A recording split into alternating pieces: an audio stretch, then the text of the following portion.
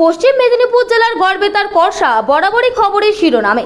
গাছ কাটার ঘটনা থেকে শুরু করে দুর্নীতি, অপশাসন, খুন কিংবা ধর্ষণের ঘটনায় একাধিকবার শিরোনামে এসেছে এই এলাকা।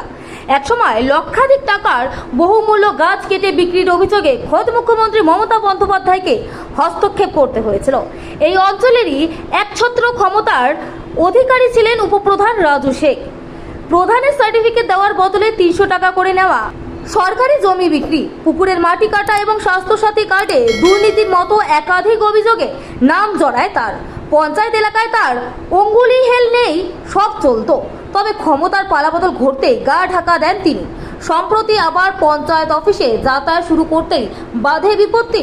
বিষয়টি স্থানীয় বাসিন্দাদের নজরে আসতেই তারা ক্ষুব্ধ হয়ে ওই উপপ্রধানকে ঘিরে ধরে ডিম থেরাপি দেন।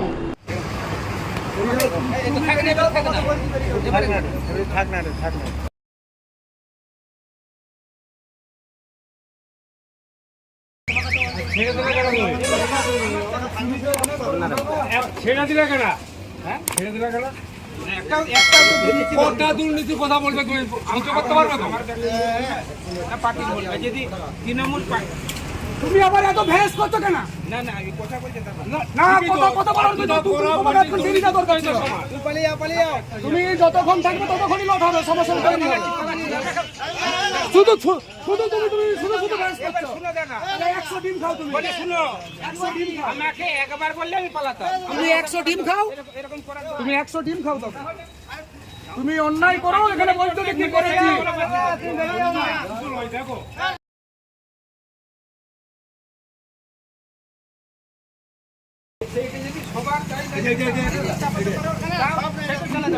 ঠিক হবে। তোমাকে বেরিয়ে যেতে হবে, তোমাকে বেরিয়ে যেতে বলেছি। প্রতিবাদ করেন কেউ আবার ছিল আমার ঘরটা ভেঙে দিয়ে আমার সুযোগটা মেরে দিয়ে প্রতিবাদ করে দেবো।